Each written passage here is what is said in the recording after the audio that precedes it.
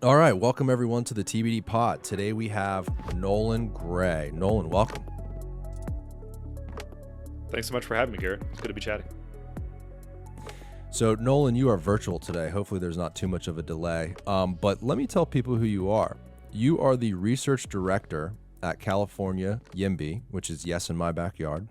And you are the author of Arbitrary Lines, which is a book about zoning in America and the history of it, why it's broken, and how to fix it. I've read the book. It's phenomenal. I definitely suggest, if you're listening, pick that up if you're interested in these subjects. You're currently working on finishing your PhD in urban planning from UCLA. You have a master in city and regional planning from Rutgers, BA in philosophy, poli-sci. You were a research fellow in the Urbanity Project at George Mason University. You've studied this stuff a lot, Nolan. Is that correct? Yeah, maybe too much. It's good to be out practicing again and doing actual legislative advocacy. Yeah, where it actually counts, right? Actually making an impact. How did you get interested in all of this urban design and zoning type stuff? Is this something you've always been interested in, or did you find yourself more interested as you pursued these studies? Yeah, early on, I've always really loved cities and cities as this place where, I think people can realize their full potential and find the perfect job for them and the perfect partner and the perfect community.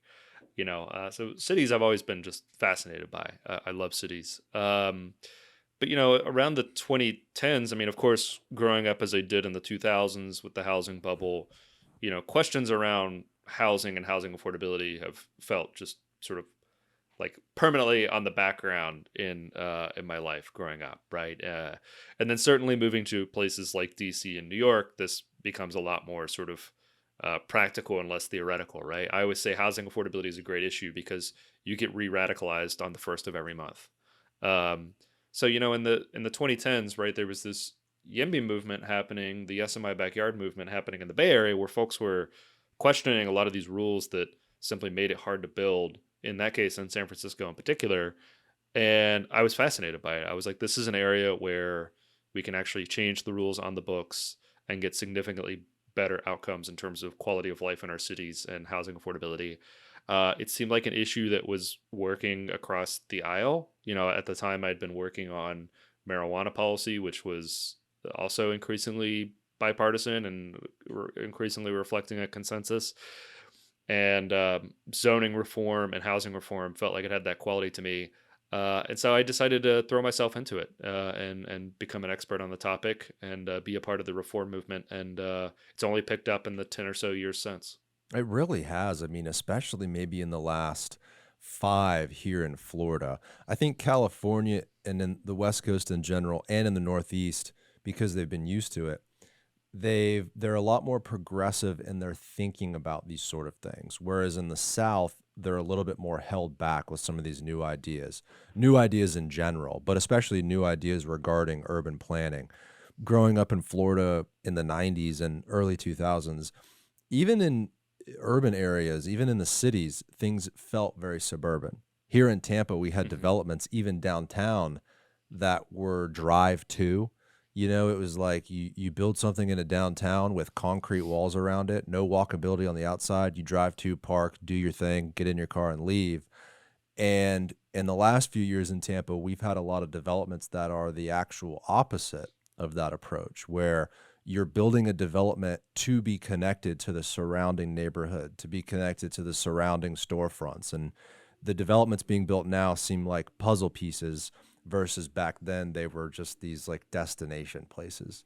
So it's interesting how it's shifted over the years, and how it's so much more ramped up and how so many more appreciate a more urban walkable lifestyle. It's great to see. I think in practice, it's been felt that it's a good thing. People really enjoy it. If you walk to these new developments in Tampa, people are out having lunch, shopping, getting coffee, right? You can see people using it and enjoying it like never before. It's super exciting. Let's start from, I do want to talk about Arbitrary Lines, your book. I went through it a couple times actually. Some of the stuff in there is alarming, fascinating, and you kind of give hope in there too, right? About how to fix these issues. So these issues are cultural, like we're talking about, but they're also embedded in our laws, in our codes. I want to talk about the inspiration for that book and how you went about researching the specific topics and all these legislations within that book on arbitrary lines. Yeah, totally. So, I mean, the reason why I wanted to write the book was there was a lot, even in the late 2010s, there was a lot of chatter around zoning. There was sort of a growing recognition that our zoning policies were broken and that they were contributing to a lot of the problems we faced. But there wasn't a good single statement of, okay, here's what zoning is, here's where it comes from, here's the connection to housing, and then here's what we can do to fix it, right? Really, when people would ask me, they were like, what should I read to understand zoning? And it's like the options in the 2010s were still like, oh, here's an academic book, here's a textbook, right? And there wasn't really a single sort of succinct statement of this is what the policy just is, right? So I wanted to write that and write it in a way that was relatively accessible, and also write it in a way that wasn't just, so many nonfiction current event books are like, here's a problem, and they very eloquently articulate a problem, and then maybe there's like a final chapter or like an afterword of like, oh yeah, by the way, here's how I think you actually solve this thing. And I wasn't really interested in doing that, in part because that's not really how I approached the work. I mean, part of what draws me to this issue area is it's totally an issue area where the more you put in on this, the more we're getting out. The more sort of policy reform and advocacy work we've done in the last 5 years, we've seen this issue just totally take off. So that was my goal in writing it. And the accessibility thing was tricky, right? I mean, certainly at least 10 years ago, zoning was the type of thing you would bring up if you wanted to politely break off a conversation, right? You would say that you work on zoning issues and the other person would have to go use the bathroom or refill their drink, right? But it was increasingly becoming an area that folks were like, what's going on with this? And so that's only increased over the last 5 or so years, given COVID-19 and the crazy roller coaster and housing affordability issues over the last 5 years. And now we're to a point, right, where it's like in Kamala Harris in her opening remarks is talking about housing supply. Right. Or, it's a marquee issue in all of these federal elections, especially in high cost swing states. So, it's been very fortunate that it came out when it did, but that's the goal. It's like an accessible entry point into this issue. Yeah, it is interesting how even at the federal level this is being talked about. In a massive way, right? In a massive way. I mean, the amount of money that the Biden-Harris administration is putting into this is kind of astounding. There's arguments for that and against that I think are good on both sides because, man, we've been shelling out some dough recently, and I think that's an alarming thing. But to me, if there's any investment this country should make, it's within itself. It's within housing and within its own cities. I think if you look back over the decades, man, it's almost shameful to see pictures of like Detroit in its heyday, and even cities like Tampa. The architecture, the transit. I hate to say it, but things look like they used to be better regarding the American downtown. And to see at a national level, like the entire country mostly seems on board with moving more in that direction. It's super encouraging to see. And I'm sure you're encouraged too with the work you do, hearing some of that rhetoric. How did this all begin? How did things go from that old Detroit with these Art Deco buildings? Small cities like Key West had a streetcar. We had viable transit. How did we go from there to where we are at today, the suburbanization of America? Yeah, that's a big question. And I mean, to the point you just raised, yeah, it's brutal to see these photos of a lot of our cities like 100 years ago, right, and what was destroyed. So for most of human history, right, we've always had land use regulations. We've always had rules controlling what you can build where. But until the 20th century, for the most part, these rules were really focused on health and safety considerations, right? So rules around building materials to make sure that fires can't easily spread. Rules about setbacks tied to expected future street expansions. Rules about heights also having to do with fire. Rules for certain nuisance uses, like a slaughterhouse or a foundry, right? Those can only be in certain areas where they can't be in the city at all. So we've always had rules for stuff like that, but they were really rooted in health and safety concerns. But what begins to happen starting in Germany in the late 19th century and then spreading to the US in the early 20th century was we started saying, okay, let's actually come up with a set of rules where we're going to micromanage the permitted land uses and densities for every single parcel in the city. And whereas cities have historically grown up of a mixture of uses, residential neighborhoods having a mixture of different housing typologies, single family homes, townhouses, small apartment buildings, maybe corner groceries, corner neighborhood serving retail like barbershops and doctors' offices, downtowns that were mixed use, right? And we still have a lot of these neighborhoods, our main streets that are shops with 2 or 3 stories of apartments or offices over top. To the extent we still have these neighborhoods, we often subject them to historic preservation rules. But what we did over the course of the 20th century was adopt a bunch of zoning rules that essentially said we're going to strictly separate land uses in our cities. There's going to be residential, commercial, industrial areas. They're going to be separate. You're going to travel between them exclusively via car. And if you want anything else, you want to live maybe in a mixed use or a more dense neighborhood or within walking distance of parks or schools or restaurants, we're simply not going to allow that. And so over the course of 100 years of these policies, we've dramatically remade our cities. And that's why US cities look so much different from cities in, for example, Western Europe or East Asia, because we have this unique set of rules that assumes very, very, very strict use segregation, and then also really strict caps on density. And as I argue in the book, I think this is at the root of a lot of the challenges we face in cities, the least of which, being, the housing affordability problems that we face. Yeah, it does seem like it is the root, because if you look back over 100 years ago, we didn't even really have a set of regulations. It's actually a miracle the whole thing didn't fall apart. It's kind of like an interesting thing to look at these old pictures of, let's say, Tampa, and you've got this amazing architecture and these brick buildings, and they didn't have the rules we have today. And I think a lot of people would imagine getting rid of these rules, like the whole thing would unwind and turn into chaos. But somehow, in generations past, those people made that possible. I wonder today, though, the world is so different. People are so much more disconnected from their communities. I wonder how far you could pull it back without jeopardizing the safety and the health and the fire code and all those things you mentioned.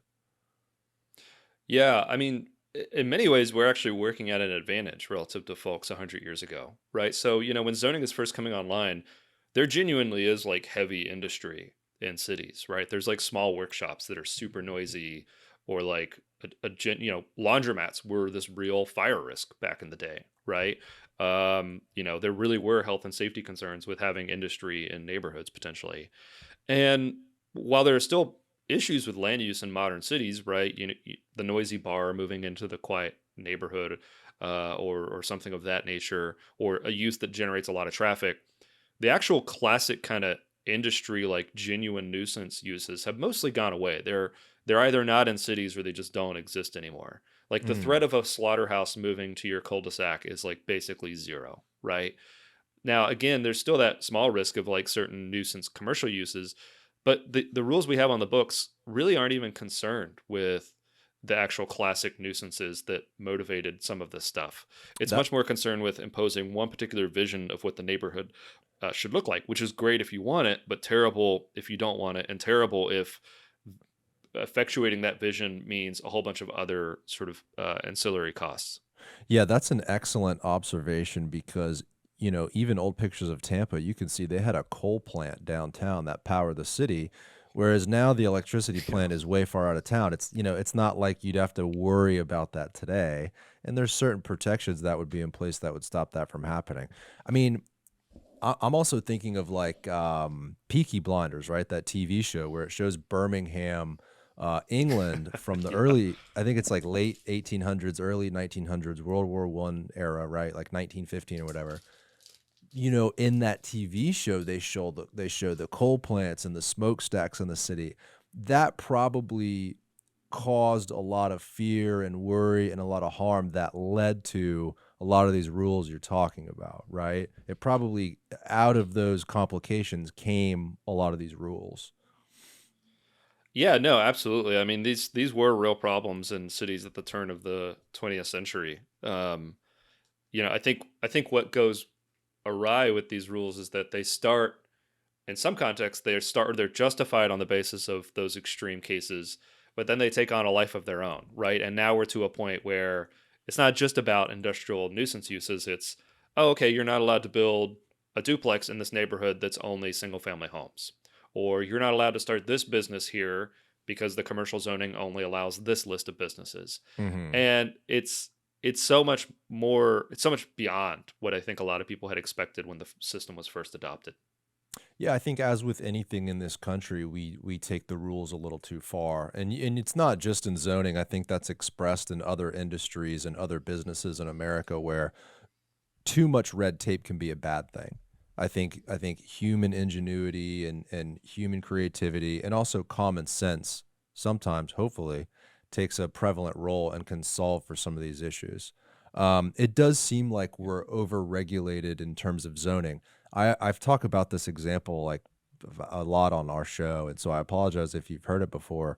But there's a little like old corner store that went up for sale. Under current zoning, it would be illegal to sell coffee and milk and eggs to that neighborhood because it's zoned residential, but it was an old corner store. So I think you're right. I think on a macro, having a lot of these rules to protect from those extremes eliminates common sense uses like a little neighborhood corner store. Yeah, absolutely. I mean, that sort of small scale entrepreneurship, I think, is so, so important. I mean, both for the quality of life of people who can walk to daily necessities, but also just for having an ecosystem of small local entrepreneurs, right? I mean, something I've done a lot of research on, and it doesn't really come up in the book, is home based businesses. And I was doing work on home based business regulation in the 2010s, and many cities will just either ban them altogether. So you can't take your guest room and operate, a business out of it. Certainly, if that involves any customers or clients ever visiting the site, even if it's just one at a time for music tutoring, or somebody comes over for a consultation or something like that. So you have really strict rules on that. And we're going to talk a lot about the housing affordability piece of it, but I think this is really important. Of like, yeah, a healthy city is a place where anybody can start a business or start a new enterprise and try something out. And to the extent that we place our cities in a straitjacket, we make that so much harder. You mentioned like the former storefront.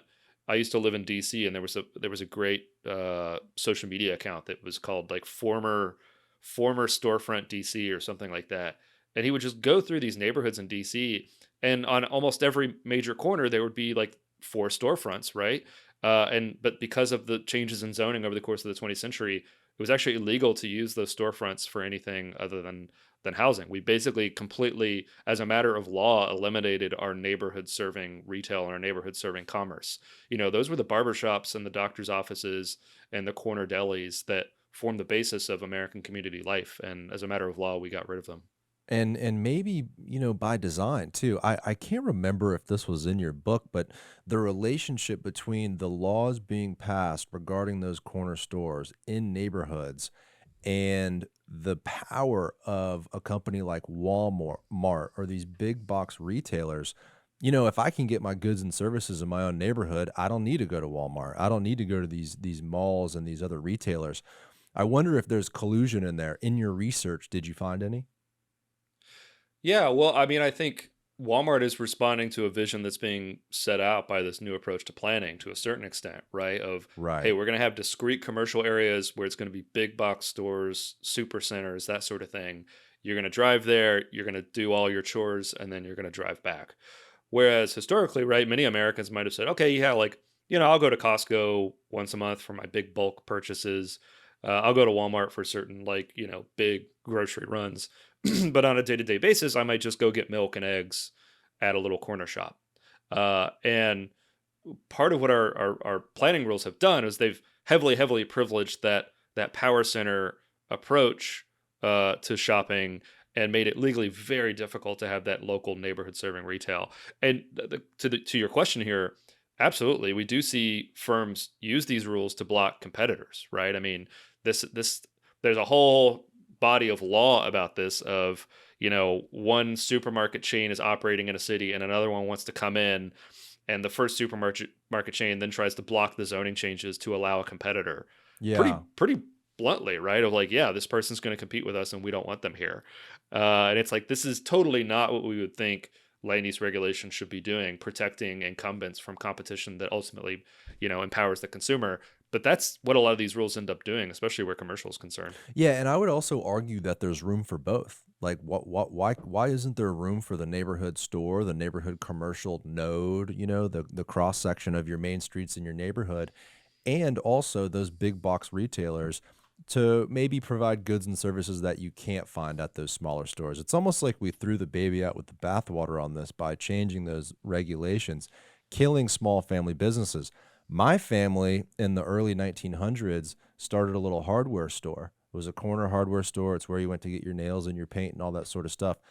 Today, you're right. There is this competition aspect in the market. How does a little store like that compete with a Home Depot?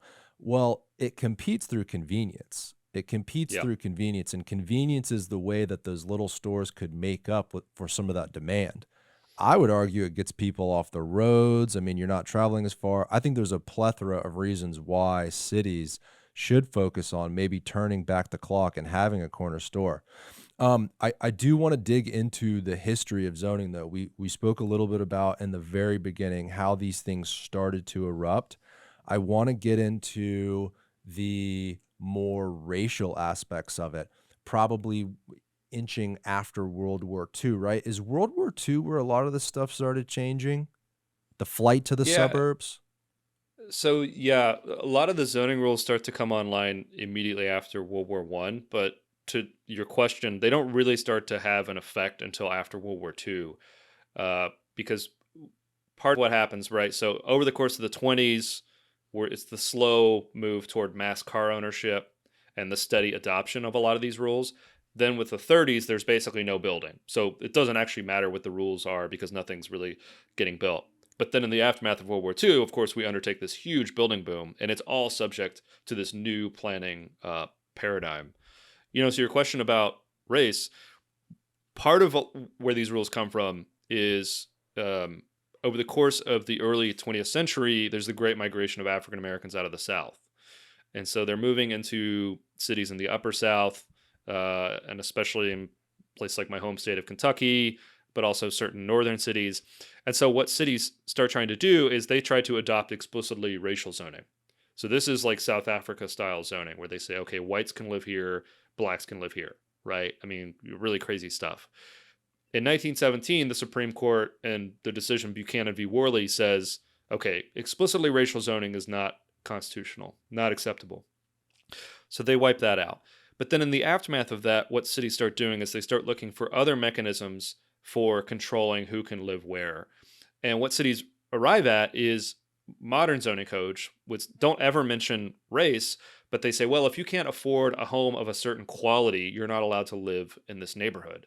And so it achieves this segregated outcome, both on the basis of race and class, right? If you are a lower middle income American, you're simply not allowed to live in more affluent neighborhoods because the housing that would be affordable to you is illegal to build. Mm-hmm. And so, of course, there's a big racial component to that. And that's important, right?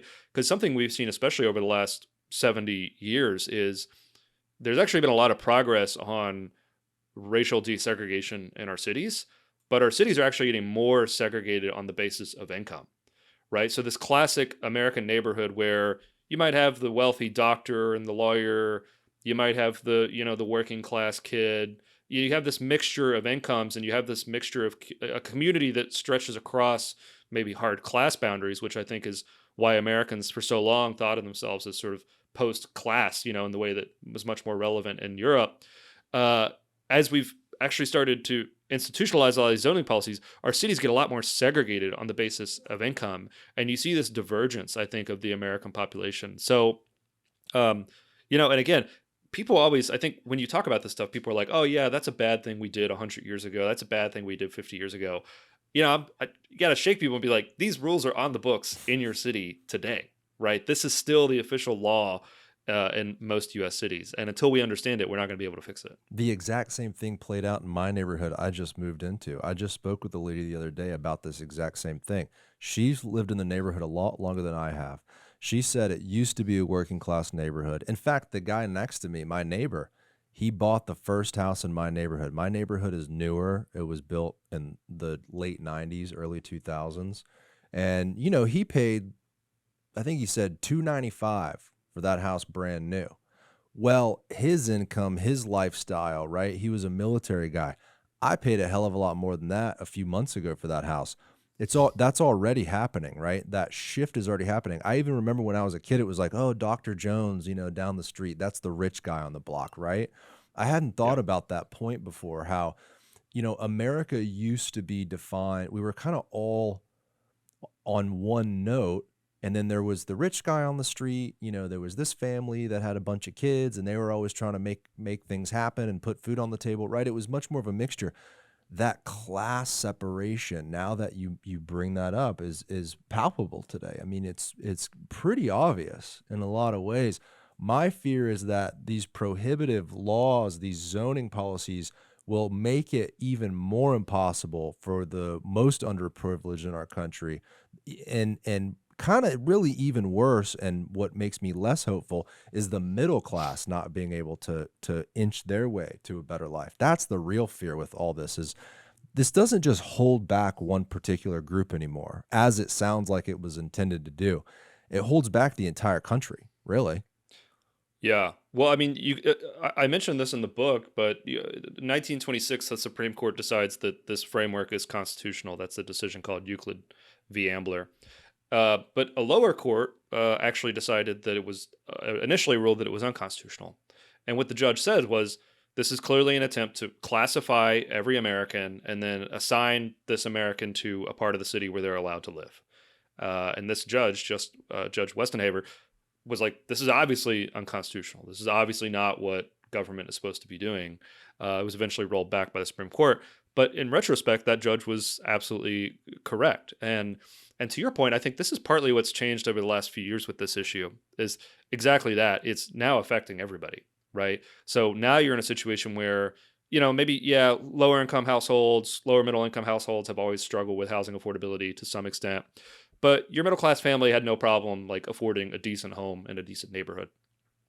But part of what I think has changed over the last 7 years in particular is now that middle or even upper middle income family is feeling the pressure. They might be finding that home prices in their community have spiraled beyond what they could conceivably afford, or they're stuck renting and they're spending 30 to 50% of their income on rent, so they can never even build up the wealth needed to make a down payment. Or they're finding that, okay, we can afford a home, but it's going to involve an hour-long commute into and out of the city, or maybe buying a home in an area that's facing certain environmental hazards, definitely in the years to come, right? And so this is affecting, I think, a broader cross-section of the population. And this is why I think it's burst onto the scene at the national level in every single state house. Is like when elected officials go out to their constituents and they're like, what are your quality of life concerns? Even though we fight about all these culture war issues, the average person, the number one line item in their budget is housing. And they're saying, I'm feeling the heat. I don't have a path to homeownership. My kids can't afford to live anywhere near me. The people who serve me at the hospital or the grocery store can't afford to live in our community anymore. And people are feeling it. Right. And so, the good news is I think there's a growing recognition of, okay, something's got to change. Yeah, and that clearly is why it's so popular today. Maybe 20 years ago it didn't matter as much because housing was, $175,000, $200,000, and a lot of middle class people could feel comfortable with that. In Tampa and in my city, in the most popular area where people want to live, that's convenient, that's close, it's a huge area, it's called South Tampa. Man, you can't even really get a starter home for less than $500,000, $550,000, 600. It's obviously there's those outliers, but that's kind of what people are paying to get into that neighborhood. That's very cost prohibitive if you're a young married couple that's, trying to buy your first home. I fear that things get worse. You argue a way out of this is zoning. You describe in the book how to fix it, which we could talk about a little bit later, but I want to dig into some of that middle part of the book. So we've talked about some of those old policies, how those policies have stuck around. There was a huge suburban push, right? With the advent of the automobile, you had urban renewal. I'm sure you can touch on that. How does the car fit into all this? Because we've kind of danced around that topic, right? The car plays a huge role in our culture, but also how this zoning is written. Yeah. No, that's a great flag. I think that's one of the biggest changes that happens with respect to cities over the course of the 20th century is there's a radical change in the way that humans get around. So again, just like level set from like 10,000 years of human civilization, right? For the vast majority of, history, the way that most folks get around is their feet, right? We walk. I think people, there was this great Reddit thread of like, what did a Roman parking lot look like? And it's like, the Romans didn't have parking lots. Like, you walked everywhere. If you were fabulously wealthy, maybe you had like a carriage, right? But you walked everywhere. And then beginning in the late 19th century, early 20th century, we start getting streetcars, right? And that allows cities to rapidly expand outward. And then we get mass automobile ownership. And that's a totally different way of getting around. And transportation really, I think, you can't understand urban form without understanding how people get around, right? Because if you're on foot, everything in your life kind of needs to be within a 30-minute walk of you. Everything within your life needs to be within about a mile and a half, right? If you can take a streetcar to work, okay, everything in your life maybe needs to be within 5 miles or so, right? Depending on the available streetcar. If you have a car, everything can be a lot further away and everything's a point-to-point trip. And so cars are great in a certain way, and they dramatically increase individual mobility. But the trouble with cars, for all their benefits, is they take up a lot of space. And certainly in the early days, they're polluting, right? If you don't believe me, right? Like, we take this for granted, I think, almost today. But if you're ever riding behind like an historic vehicle, you're immediately reminded of, okay, these things are like, they didn't have like all the modern technologies that modern cars have. They were noisy. They generate a lot of air pollution. So I think what happens with the advent of the car is that cities can spread out. So most people have the means to move to a suburb, or they have the means to shop and work in completely different parts of the city. But then also too, because cars are such a quality of life concern, we start designing all of our streets around maximizing vehicular throughput to the detriment of maybe people walking or riding a bike or taking a bus. Cities start to become really unpleasant. And so there's also this push factor of people want to get out of cities. And so the need to accommodate the car dramatically remakes our cities. And we start getting rules like minimum parking mandates, which say that if you want to open a shop or if you want to build an apartment building, you can only do that if you build tons and tons of off-street parking. Right? We carve up our cities with urban freeways and, freeways between cities. Great innovation, dramatically improved the connectivity of America and, kicked off multiple generations of prosperity.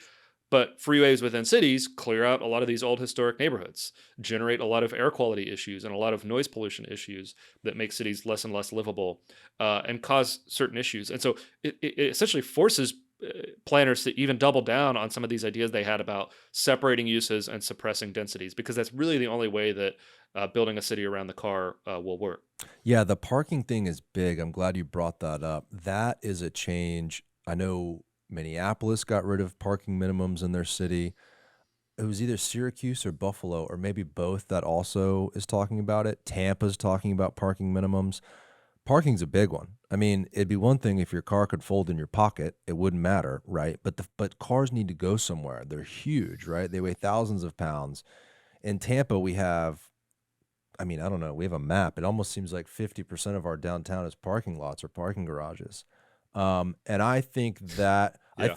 I think beyond some of those more origin stories about zoning, they're horrible. It sucks that happened. It definitely was a long time ago. And I know you want to shake people and let them know, hey, those laws are still in place. But I think your analysis about the car is spot on. Like, the reason why they're still in place is the automobile, right? The planners had to have space for all these automobiles as people drove into the cities from the suburbs. Now, more than ever, that people want to live in the cities. And there's a lot of people moving to Florida in every aspect, so it's kind of hard to tell if people are moving to the city or the suburbs. But a lot of people are moving to the city to live in the city, right? They want that walkable lifestyle. How can a city solve for that? How do you balance that, right? You kind of still need the parking. You still need the automobile. What are things you would recommend a city could do to solve for that parking/car equation? Yeah, it's a great question. I mean, to my mind, the way I approach this issue is it's about giving people choice, right? A lot of people do want to live in a detached single family home way out in the suburbs. They want to primarily commute by car. They like the suburban lifestyle, and that's totally cool, right? I mean, that's how I grew up. I understand. I see the appeal. But as you're suggesting, a lot of people also want to move in cities. Maybe they want to go car light or car free. They want to be able to walk or take a bus or ride a bike to daily necessities. And if you want that first category of lifestyle, we massively provide it. In fact, we mandate it and we subsidize it. If you want to live a suburban lifestyle, right, or as former President Trump said, so your suburban lifestyle dream, right? Like we got that for you in spades. But if you want to live in an existing neighborhood and walk around, we either make it illegal or we make it just really, really, really difficult. And so we're not giving people actual choice around the types of neighborhoods that they can and can't live in. We've imposed one vision for that. So to your actual question about what to do about this, I think with parking in particular, a lot of cities, it's so funny. I'm always hearing like, oh, our downtown doesn't have enough parking. Almost in every case, there's tons and tons of parking. It's just not effectively utilized. Yeah. People cruising the block looking for free on-street parking when they could just go to a garage and pay like $2 for 3 hours of parking. I think better management is important here.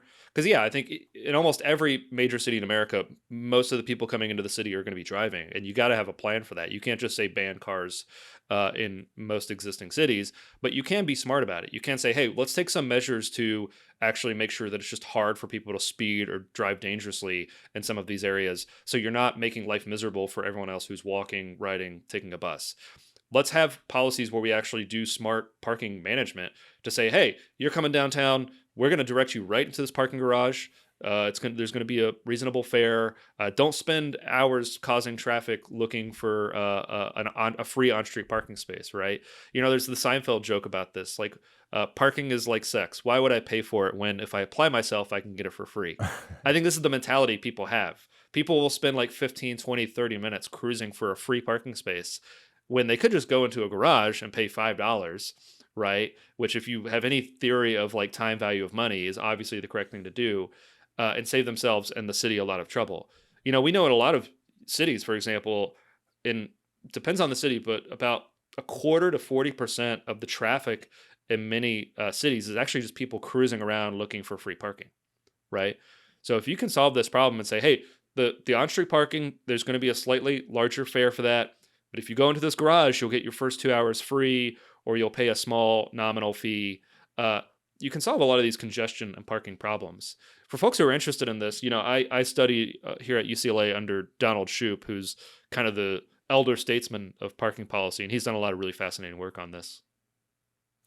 Well, that's what I'm trying to figure out too is like there's these older people by age, right? That were a part of the planning community when a lot of these, let's just say, destructive policies were put in place. You're a professor, right?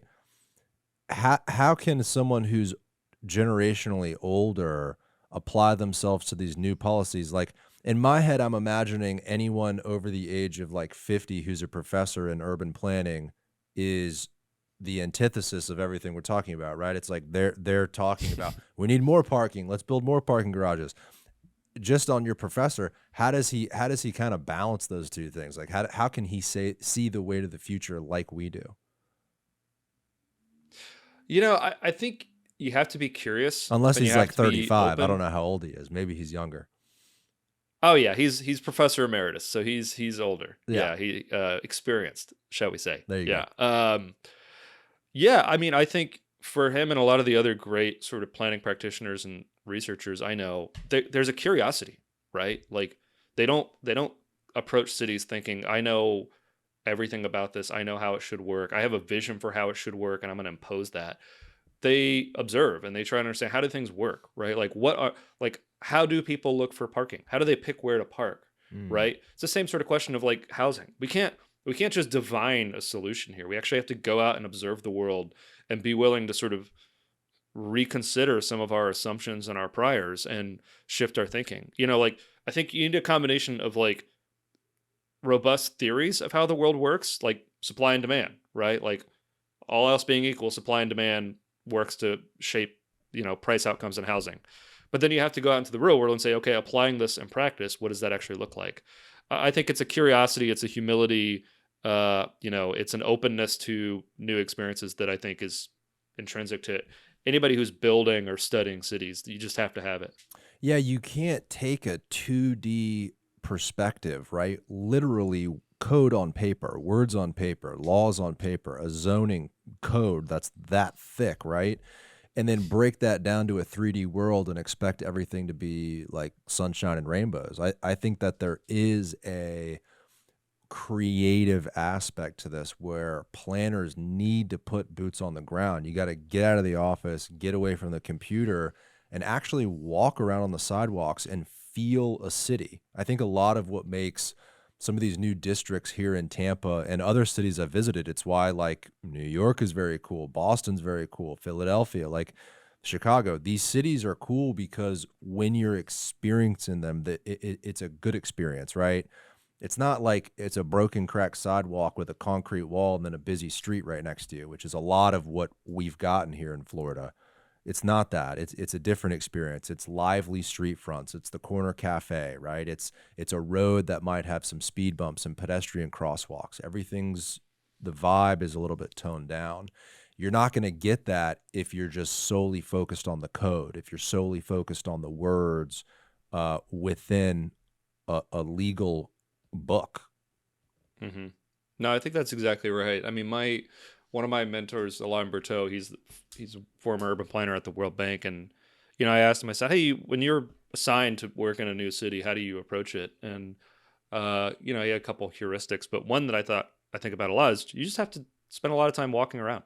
You have to spend a lot of time in a space, walking around, not with the headphones on. It's okay if you're doing that, listening to this podcast. But when you're listening, smelling, tasting, right, absorbing, seeing how people engage with the space, seeing what types of businesses are open, what types of development is happening. Cities are an emergent bottom-up phenomenon, right? They emerge from a whole bunch of different people living their lives and running little experiments and starting new businesses and community groups and modifying their homes in small ways. All of those things are little clues to deeper structures about how that city is working. And if you can't enter that space and observe with an open mind and observe without necessarily imposing, preconceived notions on what's happening, you can't really do this work. And I think, this is why I think one of the great writers on cities in our time was Jane Jacobs, right? Wrote a book called The Death and Life of the Great American City. She just, brought a keen observational sense to New York City, and I think challenged a lot of the assumptions that she had inherited within urban planning. Said, hey, look, actually these mixed use neighborhoods are really, really healthy. Actually having a mixture of housing types is really nice, actually. Maybe plowing through our neighborhoods with freeways or clearing out whole neighborhoods and then, building these towers is actually not the right approach. And I think that facilitated a sea change within planning by somebody who had no formal city planning training. Right. It was just this ability to observe cities and learn from cities. And then, of course, eloquently communicate what you've learned. That's all it took. Yeah. What's the experience, right? Like forget the law, forget the book, forget the code, forget what you would imagine it feels like. Like what's the actual experience walking around? Jane Jacobs, was she like 1960s and 70s urban renewal or Yep. what? Yeah, exactly. Right. Like in New York. And if you look at old pictures of Queens, I mean, the urban decay and the buildings that were lost and the arson that happened, it's like, I feel like that city was so disrespected during that era. All the freeways being built, really every city was, but imagine if New York had kept down that path like my city did. Like imagine if New York had kept going and said, yeah, we should do, it's not efficient to do, Broadway. Why don't we do an elevated expressway down Broadway? I mean, seriously, imagine we would lose so much of what makes New York City cool. I think the exact same thing played out in almost every American city. It's kind of the reason why we are where we are. No, absolutely. I mean, yeah, there was at one point a proposal to build, a freeway right through Washington Square Park, right through Greenwich Village, which Yeah. if you've ever been to these places, you're like, are you insane? Like that is, this is like shredding the Mona Lisa, right? Like this is one of our great neighborhoods. But I think this is the risk of a certain mode of planning over optimizing on one margin. So, right, if you approach cities and you're like, okay, what's the problem to be solved? The problem to be solved is to move as many cars as quick as possible. If that's what you're optimizing for, then that's what you do. You just build a lot of freeways. But if you're optimizing for a range of different things, you might think, well, okay, hey, this is going to have all these other costs that are maybe not being fully considered.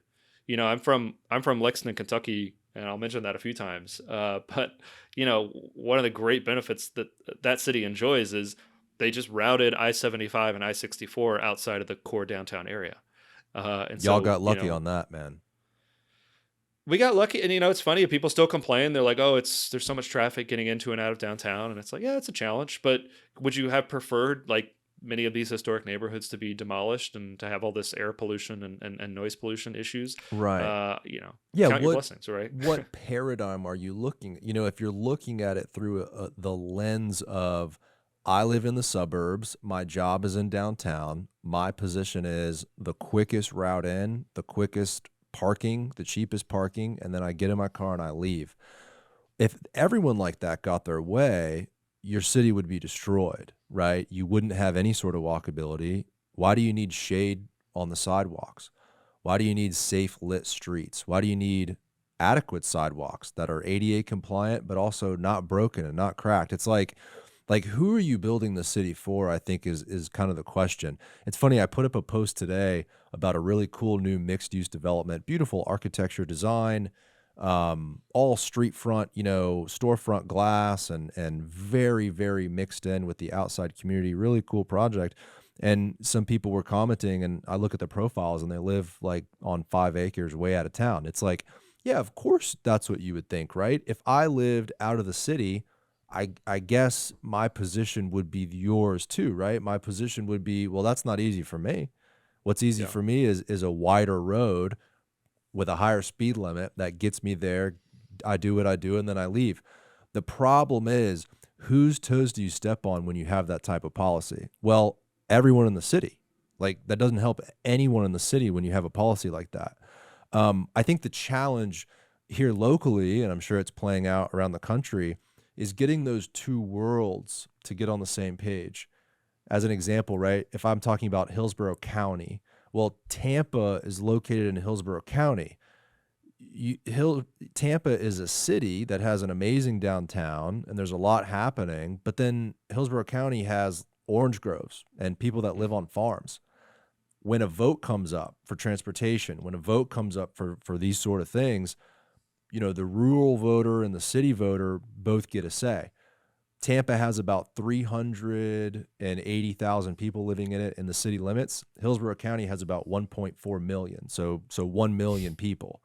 We're kind of up against ourselves in this. How do you? I think that's going to be the challenge moving forward in this, is showing the people that live in the suburbs or showing the people that live in the more rural areas of the country, hey, look, you're not voting against your best interests. You're voting for the betterment of your local community, of your city. I think that's going to be a big, big topic over the next few decades as this all plays out. I completely agree. I think that's totally right. I mean, to give the devil their due for a minute, I think when planners were doing this in the middle of the 20th century, I think they really thought they were helping cities, right? They had this idea, okay, Americans have all moved out to the suburbs. If we don't make it convenient and cheap and easy for them to drive in and out of downtown, our downtowns are just going to die. And I think there was something to that. But I think what they didn't properly consider was all these other costs, and exactly this point you're getting at, which is like, well, if we make it easy to commute to a place that's unpleasant, no one's going to want to commute there. I think this is doubly an issue in the age of remote work, right? I think obviously remote work was a little bit overstated, but we're in a time where it's easier than ever to work remotely. And I think employers are finding, oh, we can't get our people to come back to the office, in part because you have a lot of these offices that are in these kind of dead suburban office parks where nobody really wants to go work, or they're in these downtowns that are really, really struggling. Whereas a lot of the, in many cases, you have places that if you're saying, hey, come to the office, we're in this neighborhood that's got great parks and great gyms that you can go to after work and great restaurants that you can duck into for lunch and great bars that you can meet friends at after work. then I think the sort of prospect of returning to the office becomes a little more attractive. But that depends on having a great downtown, and a great downtown, not just where exactly you drive in the morning, you drive out in the evening, but a downtown where people might live, right? I mean, this is, I think, something that's been really important here in Los Angeles was about 25 or so years ago, there was basically nobody living downtown, right? So you couldn't support a supermarket. You couldn't support a lot of restaurants just off the backs of office workers. You couldn't support, doctors' offices and other things that make it convenient for office workers as well. And so the city very proactively said, hey, we're going to remove the barriers to getting a lot of residential built downtown. Take those parking lots and put, a condo building or an apartment building on it. And that's only going to enrich our downtown. But exactly to your point, this depends on actually having downtown be a desirable place, right? It means your downtown, yeah, the cars are going to move a little bit slower because it's going to be safer for pedestrians. It's going to be an environment where you'd feel comfortable having your kid walk down the sidewalk, right? We're going to plant street trees. We're going to make sure that we have nice parks that are well programmed.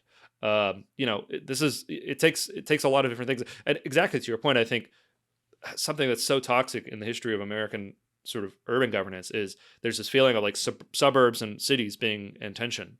And exactly to your point, I think, even if you would prefer to live in the suburbs of a great city, you still want a great city, right? You want a place that you can go and have these great amenities and maybe have that option of a lifestyle. I think this is another important thing when I talk about housing choice, right? There's no like one housing that you need through your entire life. When you're young and single, right? Maybe you want a studio or you want a bedroom in a 2 or 3 bedroom unit with roommates. Then maybe when you have kids, you might have a strong preference for a larger home, maybe with a lawn, right? But then later on in life, when you're an empty nester, you might prefer a smaller condo that's within walking distance of the opera or art museums or parks, right? At different stages of our lives, we need different types of housing and different types of neighborhoods. And if we continue on this path that we're on today of only providing one kind of neighborhood, the detached single family home on the large lot, and you're going to drive everywhere, that's just totally untenable, especially given, one of the biggest trends is the population is aging, right? We have the baby boomer wave, and we're still like in the early to mid stages of that. But we're going to have this wave of people who are in their 80s, 90s, maybe hundreds as medical technology improves. And those are going to be people who cannot safely drive, right? And we don't actually have a plan for what's a neighborhood where these folks can live, where they can potentially not have to have a car or not drive, but they can still live their lives. They can get out and meet people and safely move around and go to the groceries or go to the doctor's office or go to the barbershop. We actually don't have a plan for that.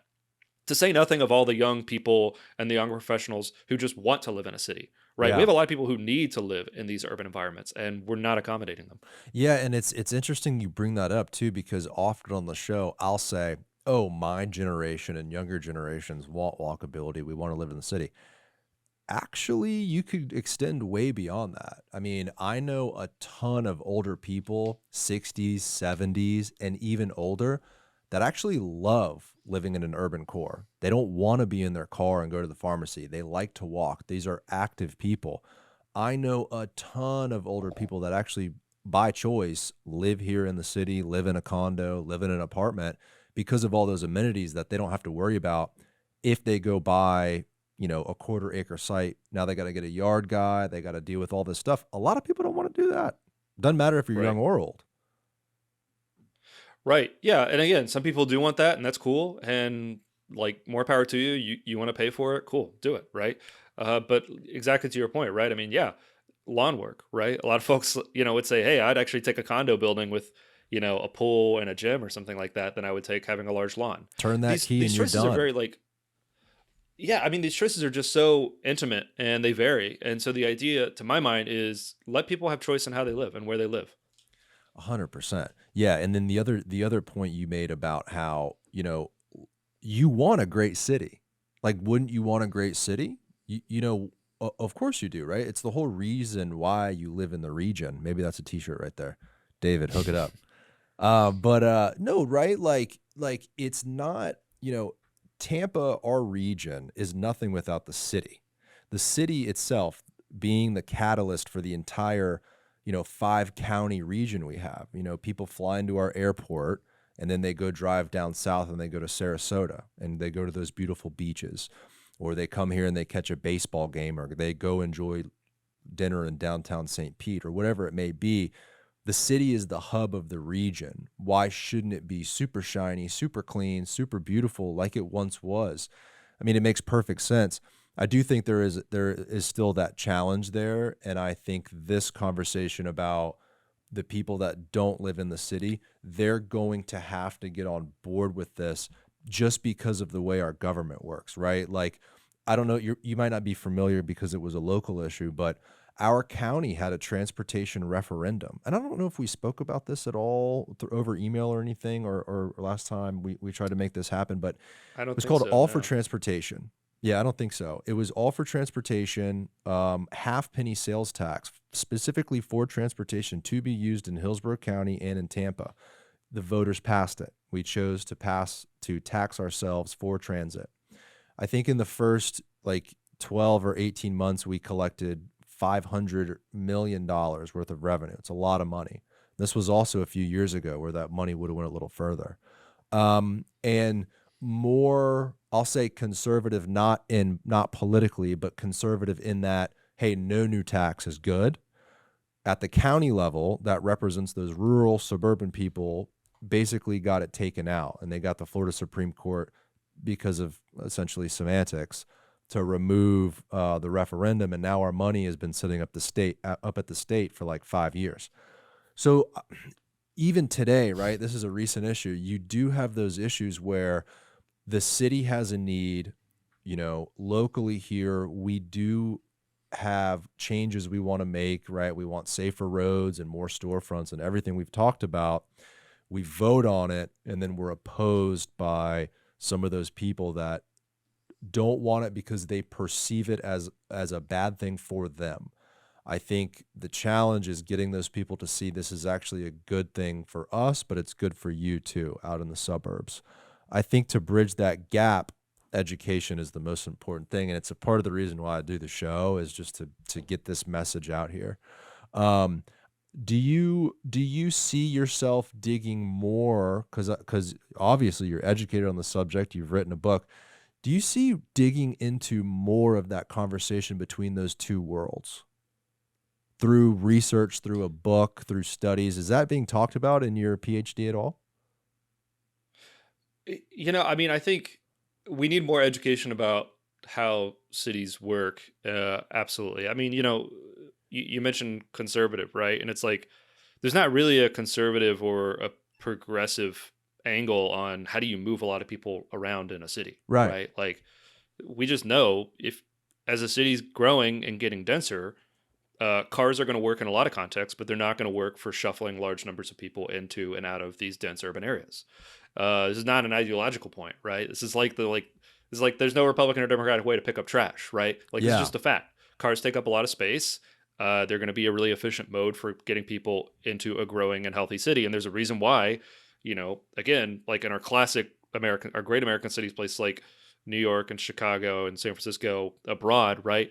This is just, cities have to build transit, right? It's the only way to move around a lot of people in a space efficient way.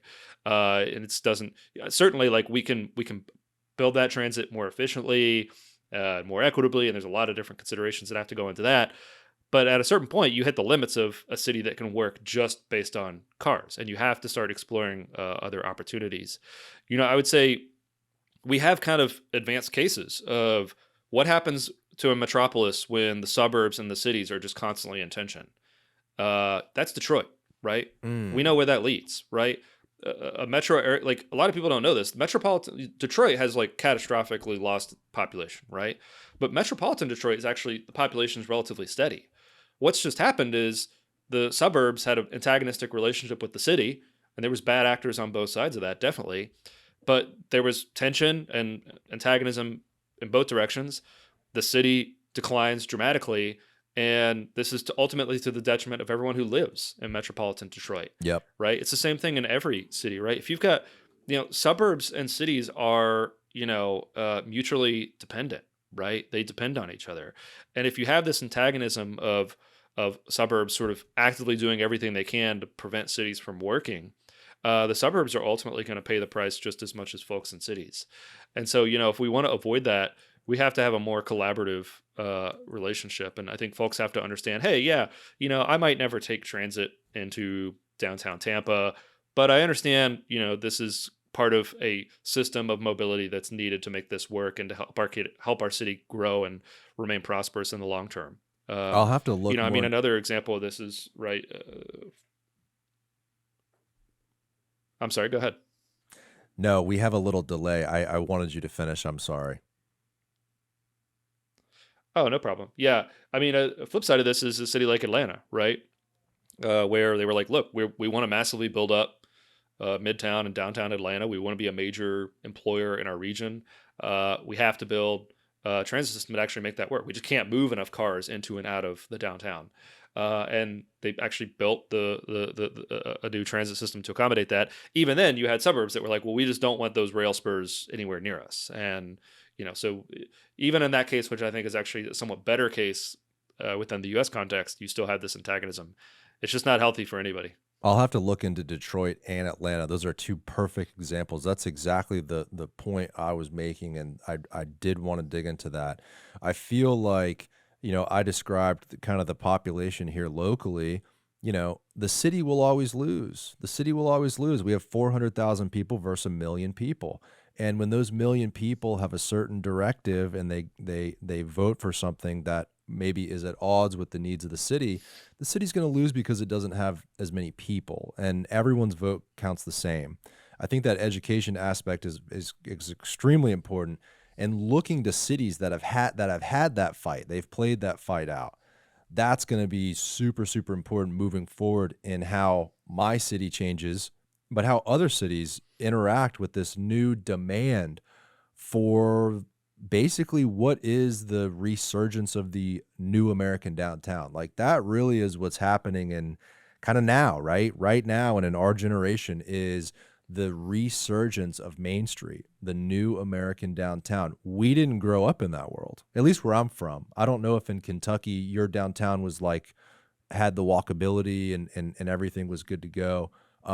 But I didn't grow up like that at all. I mean, I'm from the city, and I can tell you in the 90s, Tampa was a not so good place. It was not good roads, not good sidewalks. It was kind of sketchy. Crime was triple what it is today.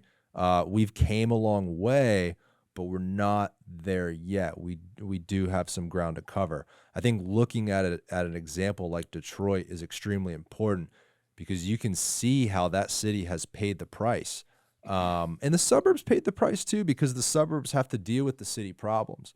It's not like you can just throw all your problems at the city and hope that it's not going to affect the suburbs. What happens when you need to drive into the city, right? So it's like, hey, we're all on the same team. We're all connected. We might live different lives, but showing every type of lifestyle, hey, a good city is better for all of us. I think that's kind of that top point there. Mm-hmm.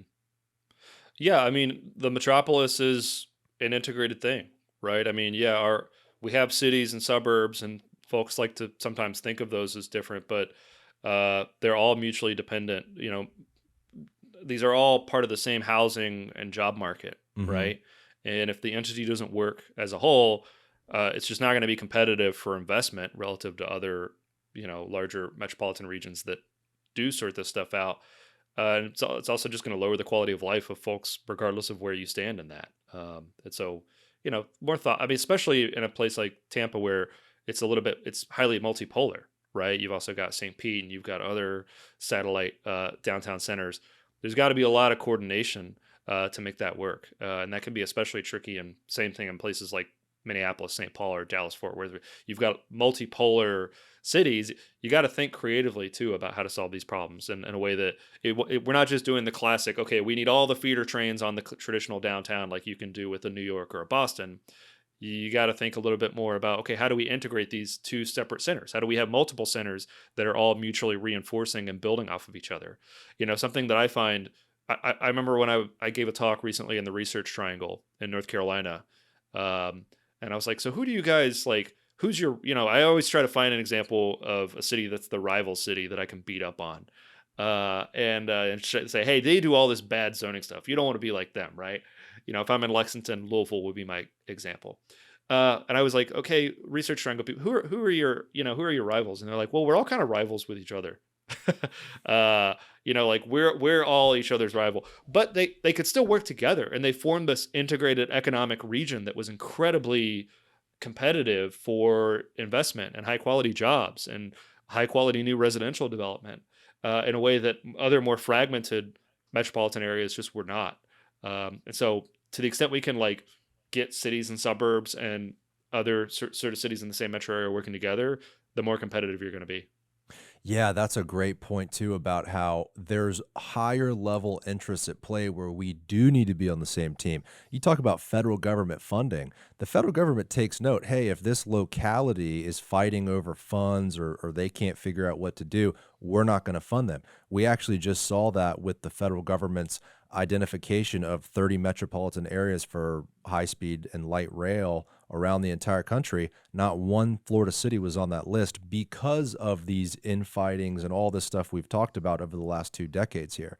That's another reason why we need to be on the same team, is to fight for that federal and regional funding. Nolan, this has been great, man. As we wrap up, I just want to turn people to your book. I think it's a fantastic book. I've went through it a couple times. It's called Arbitrary Lines: How Zoning Broke the American City and How to Fix It. It details basically our whole conversation today, and even the super nerdy stuff, right? Like the stuff that would take us 10 hours to talk about on the podcast. So if you're interested in this topic, pick that book up. I'm sure it can be found anywhere, right? I have it on Audible. You can get a print copy, all the rest. And then Nolan, tell people how to get in touch with you. Do you have a website, any of that, social? Yeah, totally. I'm on most social media platforms. I don't know what's happening with Twitter, X. I think I'm also on Blue Sky and Threads. But yeah, I'm on Twitter at @MNolanGray, MNOLANGRAY. So hit me up there. Folks who are interested in this, DM me, right? My DMs are always open, for better or worse. I work for a group called California YIMBY, so we do state level advocacy in California. But I would encourage folks to follow California YIMBY as well. It's, of course, we're focused on California, but a lot of the stuff we're working on over here on the West Coast is increasingly relevant in every state. And so, I look forward to hearing from folks in Florida and continuing. It's a national problem requiring a national movement, so we all got to work together. Love it, man. We also have a Tampa YIMBY group. So follow California YIMBY, and then those that are interested in doing something locally, you guys can reach out to me and I can put you in touch with the local YIMBY chapter. All right, Nolan, I appreciate it. Thanks again. If you're ever in Tampa, let me know. We'll get together. Totally, man. Thanks, Garrett. This was a lot of fun. All right, cool. Thanks. All righty. Bye, everybody. Hey, guys, if you want to watch episodes just like this one, make sure to click right here to view the rest of our full episodes. And also make sure to subscribe by clicking right here. Thank you for watching.